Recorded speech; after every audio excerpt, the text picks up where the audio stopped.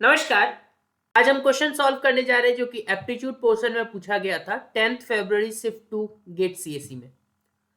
तो क्योंकि मैंने खुद ही इस क्वेश्चन को सॉल्व किया था तो फर्स्ट अटेम्प्ट में मैंने पहले देखा इन अ 4x4 array shown below itself first three rows has either a cross or a number। ठीक है, इतना मैंने पढ़ लिया। The number in a cell represents the count of immediate neighbouring cell. ये पढ़ने के बाद मुझे कुछ खास समझ में नहीं आया, इसलिए मैंने बाकी क्वेश्चन किया। फिर जब सेकेंड अटेम्प्ट में आया तो यहां तक तो मैंने पढ़ लिया था, बस ये लाइन समझना है। ये अगर आप समझ गए ना तो उसके बाद आप कर जाएंगे इस क्वेश्चन को और आसान होगा अंततः ये क्वेश्चन। तो समझना क्या है, the number in a cell मतलब जो भी नंबर आपको दिख रहा है 1 4 3 5 5 3 6 वो है क्या actually, represents the count of immediate neighbouring cell left right top bottom diagonal.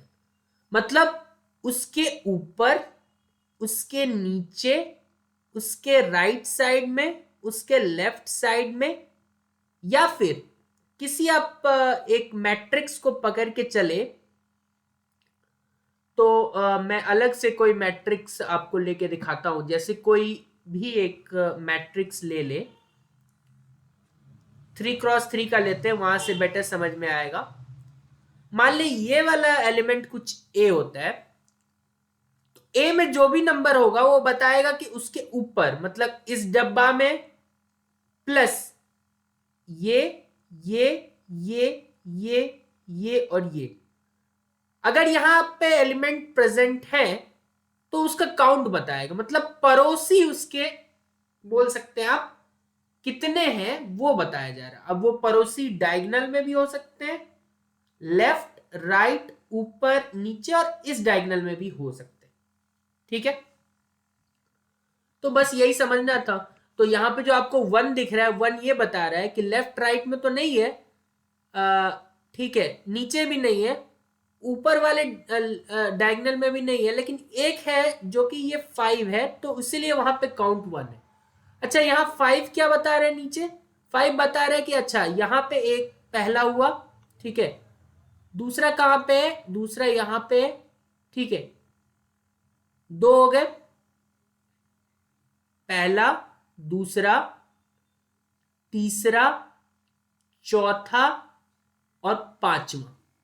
Similarly ये वाला 5 देखे तो ये भी वही कहानी बताना चाह रहा है कि एक ये वाला 5, दूसरा ये, तीसरा ये, चौथा ये और पांचवा ये। तो आप समझ गए होंगे। अगर आप इतना समझ गए तो जो लास्ट में पूछ रहा है वो बता देना था, और यही काम जल्दी करना होता है।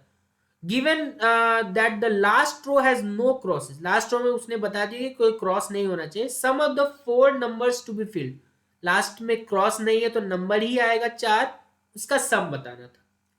तो एक एक करके भरते हैं। यहां पे फर्स्ट में कौन सा नंबर होना चाहिए आपके हिसाब से?